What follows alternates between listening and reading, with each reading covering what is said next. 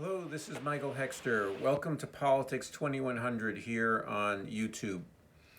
So, this episode I'm calling With Prayer, Breakfast Praise of McConnell, Biden Shows Deep Unseriousness, Weakness.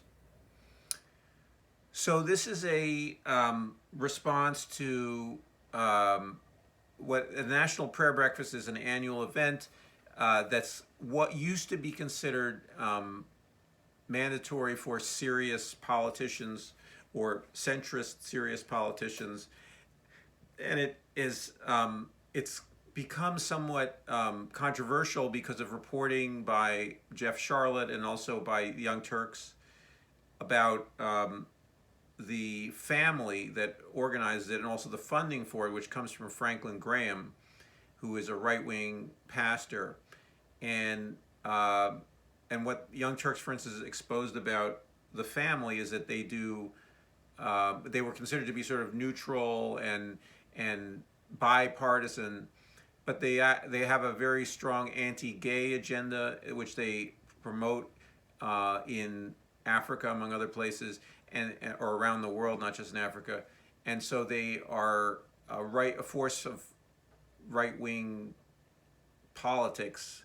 And meanwhile, while this National Prayer Breakfast was always an effort to kind of create this bipartisan illusion or vision, let's say, which is really focused on keeping government and keeping the Democrats essentially over to the center right wing anyway, which is where, in some sense, where Joe Biden is most comfortable. And so in his speech at the prayer breakfast, now Nancy Pelosi didn't attend the prayer breakfast. Other politicians have stayed away because it's controversial, or it's become controversial, and not it's sort of its image as a bipartisan sort of schmooze fest has become come under fire. But Biden did not shy away. Anyway, at the prayer breakfast, there's a video which I'll show in the description box, where he is heaping fawning praise on McConnell. He's saying McConnell is, and seems very sincere.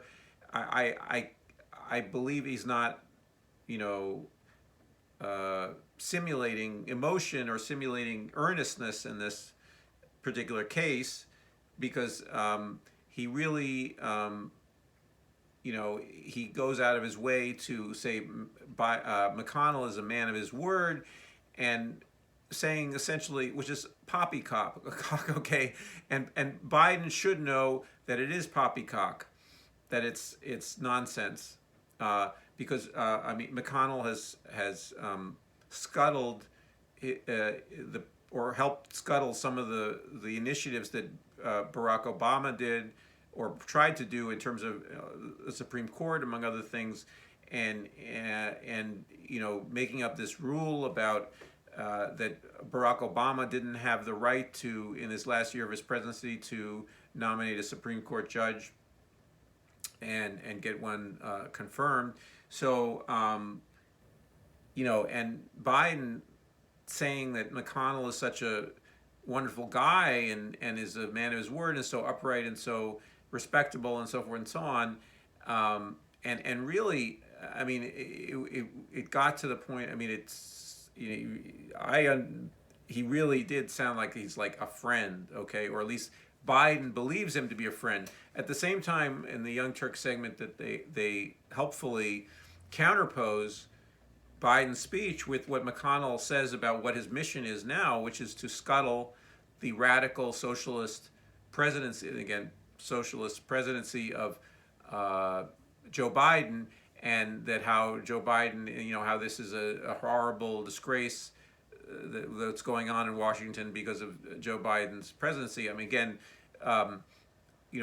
listen to the clip, and I'm paraphrasing it, or I'm maybe not as accurately as you might want, but essentially, saying Biden is my enemy, and I'm going to make his life hard, make his life difficult. So Jang does a good job in this segment, which you'll see in the description, of saying this is a sign of real weakness and in Biden, that it is just, it is so he's fawning over his enemy, his political, or at least a man who, now they may be friends in some way or another, but it's a friendship that is so unequal.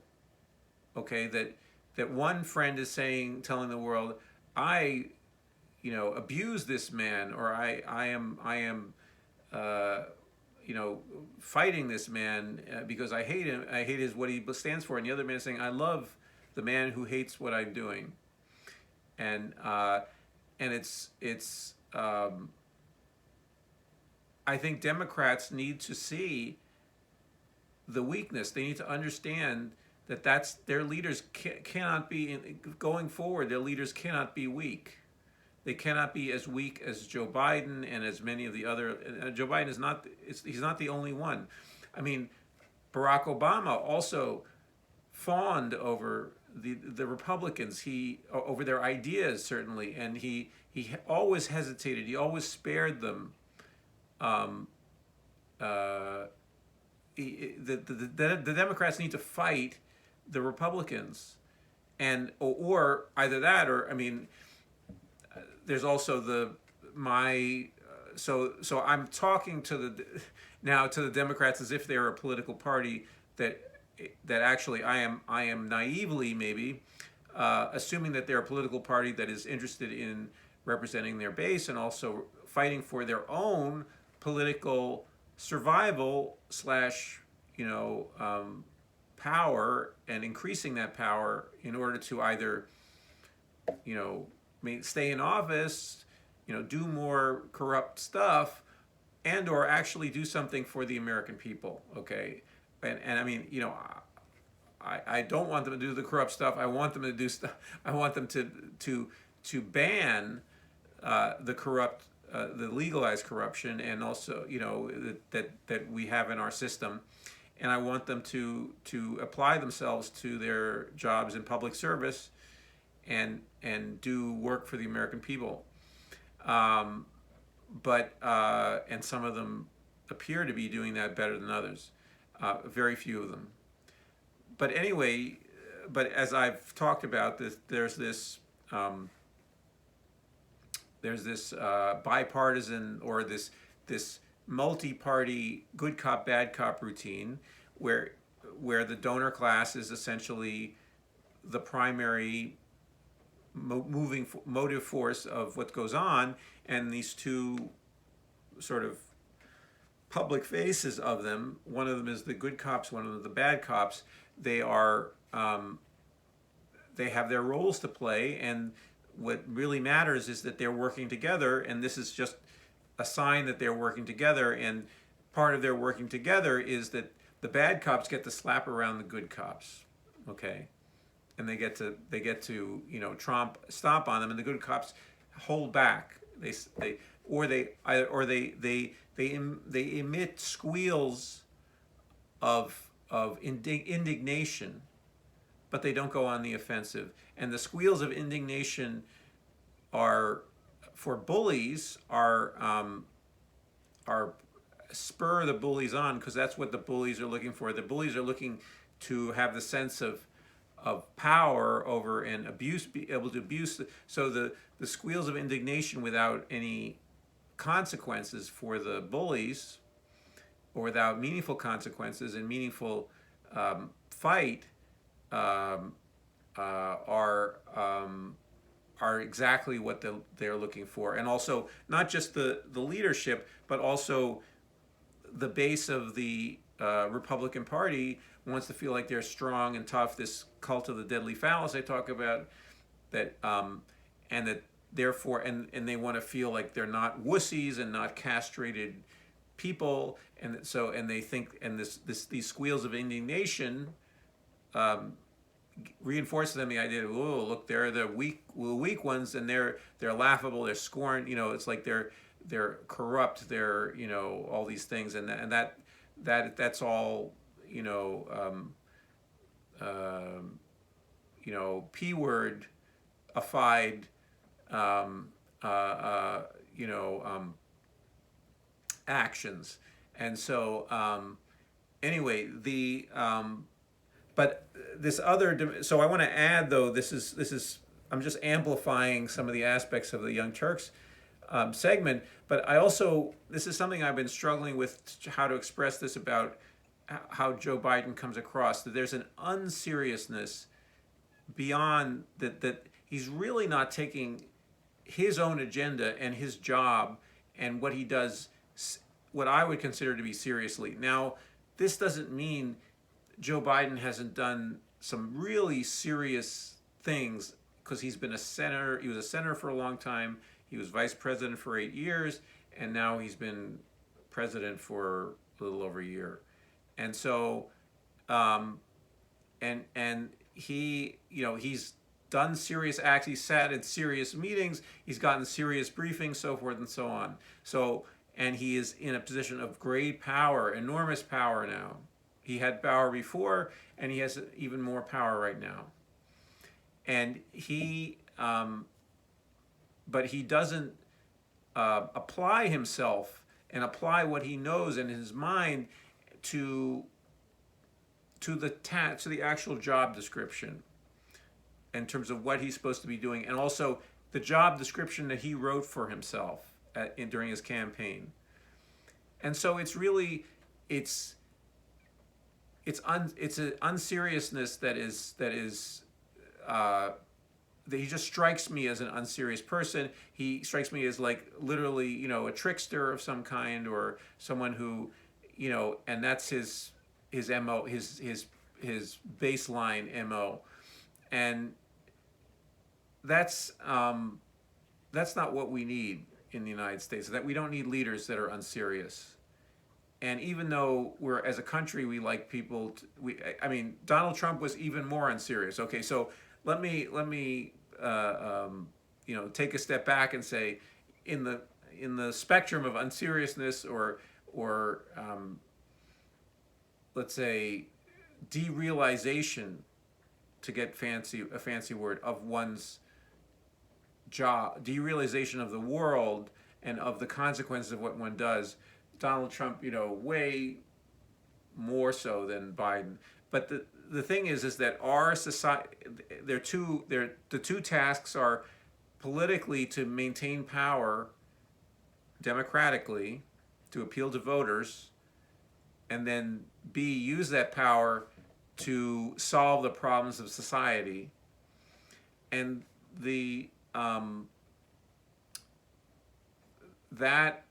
no matter how unserious your opponent is, there's an appeal that people have in the United States, that people want to be entertained. Okay, so in a way, the amusement factor of a Donald Trump, and Donald Trump really commits himself to his unseriousness. In the back rooms, he is actually quite serious about his his self-interest, about his own advancement of his image and how he looks and so on and so on, and also how much money he makes, how much money he has, and that he takes extremely seriously. But he doesn't. But in his public presentation, he's able to appear, loose and casual and off the cuff and so forth and so on. And Biden is not nearly either so loose and so entertaining as Donald Trump can be. Okay, when he's not, off in a delusional rant about having lost the election and so forth and so on, and or lying his head off, to get some to make some to shape the political subject that he's trying to create, among the subjectivity being the consciousness, the group consciousness of his followers. And so anyway, Biden is not as talented as and committed to his unseriousness, but he's unserious enough. And the tasks that we have that he's not executing both tasks. In other words, to maintain political power, and which is in terms of the upcoming 2022 elections, and B, and they're related, they're not independent of each other, B, using whatever power he has now to do things for the American people. And again, people are not, it's me that's saying seriousness is important. Seriousness is what we need. Seriousness is not the capacity not to have a sense of humor, not the capacity not to be able to tell jokes. That's what I'm talking about seriousness. I'm talking about really focusing on the reality of the world as we're seeing it now, much of which is distorted through the lenses that we have by the media and so forth and so on. It's somewhat distorted, but you can get a glimpse of it through the media and then through your own experience, obviously. But we need to get out of the amusing ourselves to death, okay, which is a Neil Postman wrote a book called Amusing Ourselves to Death. And that's something that the social media world and the gaming and so forth and so on has made it easier to just amuse ourselves. And I'm also someone who amuses himself as well. So, but anyway, but we as a group, on a whole, we need to become serious about very serious matters. And our government in particular, it will be a great help if our government leaders would be actually focusing on the real issues that we have to focus on, and also to tell the truth too. I mean, in this case, Biden didn't tell the truth about McConnell. McConnell is not a man of his word. Okay, now he may in this private, in the private good cop bad cop bipartisan elite world, he might be exactly this buddy of Biden's, but there's such a great inequality there between the way Democrats present themselves. My first episode of this podcast or video cast, talked about this, the PR campaign that Democrats do for Republicans, and also the media does. In other words, they continually create this veil around them. And this is Joe Biden helping out. You really see him.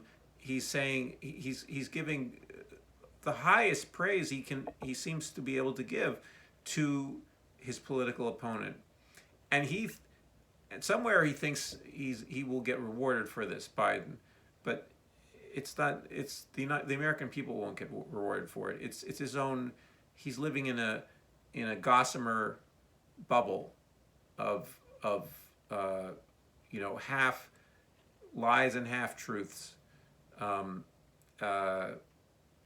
sustained by media pundits and reporters that are trying to shape his policy, trying to tell him, don't do another Afghan withdrawal, don't spend any more money on the American people. Anyway, so I think that the Democratic Party and the base of the Democratic Party needs to really look closely at how serious are their representatives and to elect those in the primaries upcoming, to elect the more serious candidates, the ones that are not playing games, the ones that are not, and this also there was in the 2020 campaign, I supported Bernie Sanders, who is actually extremely serious and earnest person, and much preferable to Biden as the nominee, in my opinion. But also, he was opposed by the combined power structure of the Democratic Party, and also in the media, the media was aligned against him, and they are, a power, enormous power in our politics. And so, with a few exceptions, obviously, but in terms of the being aligned against Sanders, but Sanders also, in a way that was disappointing to me, and I actually wrote him an email before his one-on-one debate with Biden, that that he, him calling Biden his friend, really did a disservice to what he was trying to do. And I really don't know where Sanders is now in terms of his evaluation of how he bowed out of the 2020 campaign. And I know he was not trying to not repeat. He was fighting the last battle in terms of being held responsible for standing in the way of the future opponent to Trump, and therefore being accused of helping Trump get elected by criticizing the presumptive nominee, in this case Biden. But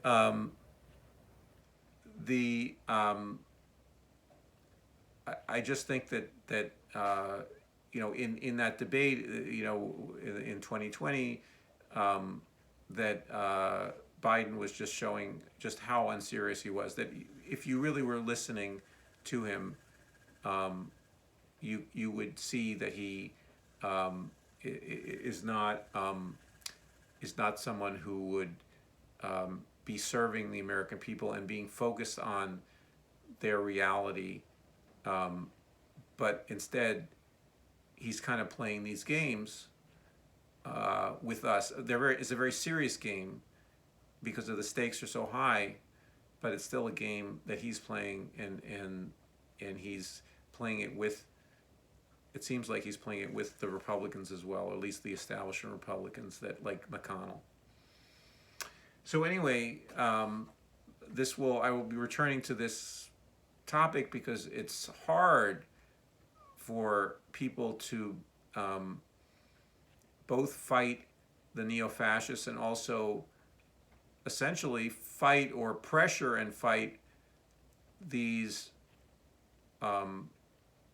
morally bankrupt democratic leaders. Not all of them, not all, but most of the current leadership is just they're not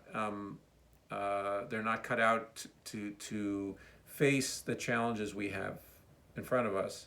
I mean, I'm hopeful that they can pull themselves out of their slide enough to prevent a landslide in November of this year, and then again in 2.5 years' time in 2024.